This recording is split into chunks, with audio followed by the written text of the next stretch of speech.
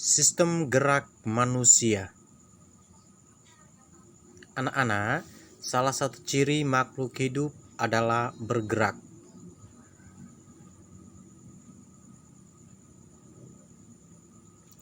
Sistem gerak manusia itu tersusun atas dua bagian, yaitu yang pertama rangka dan yang kedua otot. Rangka disebut sebagai alat gerak pasif, sedangkan otot disebut sebagai alat gerak aktif.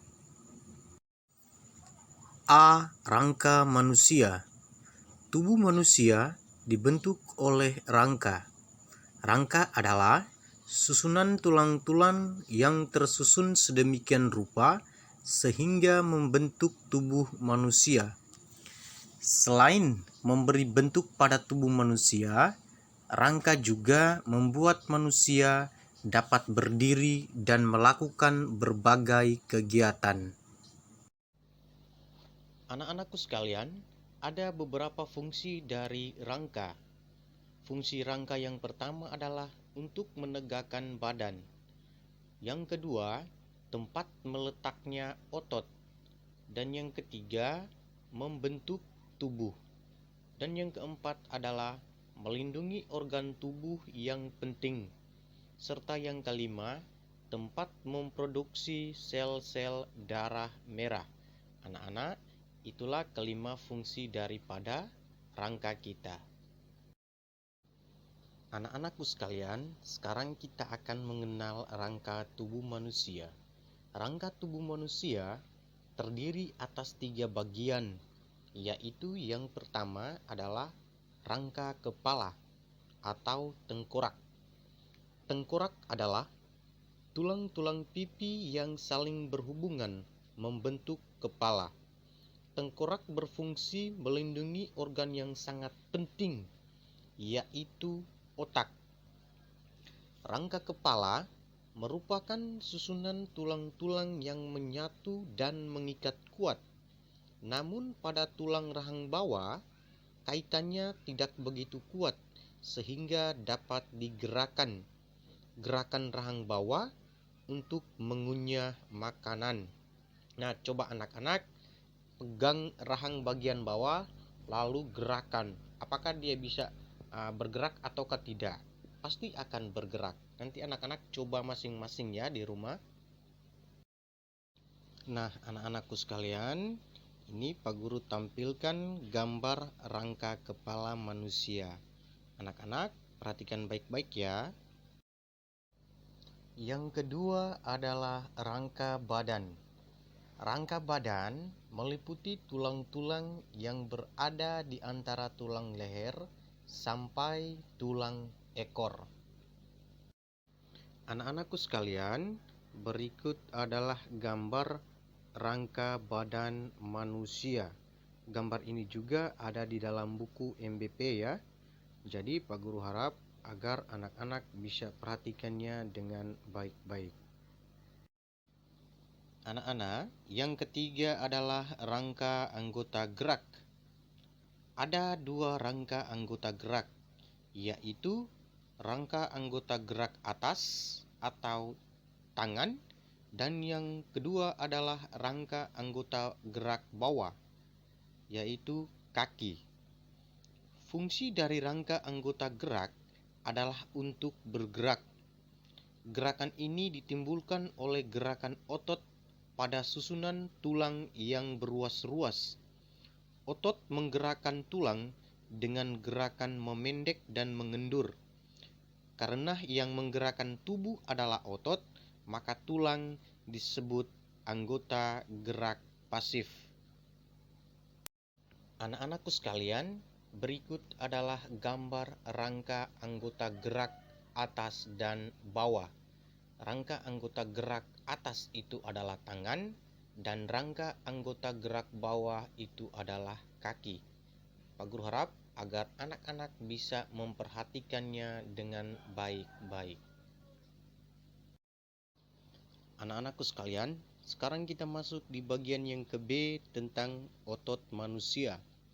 Otot adalah jaringan dalam tubuh manusia yang berfungsi sebagai alat gerak aktif yang menggerakkan tulang. Anak-anak, ada 3 macam jenis otot, yaitu yang pertama, otot lurik atau otot rangka, dan yang kedua adalah otot polos, serta yang ketiga adalah otot jantung. Yang pertama kita melihat tentang otot lurik atau otot rangka. Otot lurik adalah otot yang melekat pada rangka dan bekerja dipengaruhi oleh kesadaran. Artinya, otot ini bekerja dipengaruhi oleh kehendak atau kesadaran kita melalui perintah yang diatur oleh otak. Oleh karena itu, otot lurik disebut juga sebagai otot sadar. Contohnya, ketika kita menulis, tangan kita itu diperintah oleh otak untuk menulis. Kalau belum diperintah oleh otak, kita belum menulis. Anak-anakku sekalian, berikut adalah gambar otot lurik. Pak Guru harap agar anak-anak bisa memperhatikannya dengan baik-baik. Yang kedua, otot polos. Otot polos merupakan otot yang menyusun organ dalam tubuh kita. Misalnya, saluran pencernaan, usus dan lambung, pembuluh darah, saluran pernapasan, dan dinding rahim. Anak-anak, sel otot polos hanya memiliki satu inti sel yang terletak di tengah sel. Otot polos bekerja tidak dipengaruhi oleh kesadaran kita. Artinya, otot polos bekerja secara otomatis tanpa atau tidak diperintah oleh otak. Oleh karena itu, otot polos disebut juga otot tidak sadar. Contohnya, organ pencernaan, usus dan lambung yang terdiri dari otot polos akan bekerja secara otomatis tanpa diperintah oleh otak. Nah, anak-anak semuanya, di bawah ini adalah merupakan gambar dari otot polos. Dan yang ketiga adalah otot jantung. Otot jantung adalah otot yang menggerakkan jantung untuk memompa darah ke seluruh tubuh.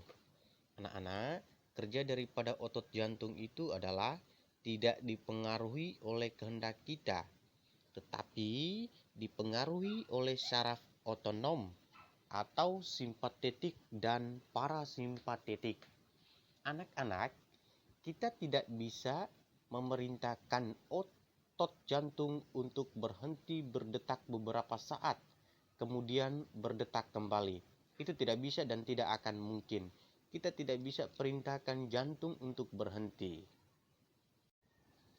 Nah, anak-anakku sekalian, otot jantung itu bekerja terus selama seseorang masih hidup.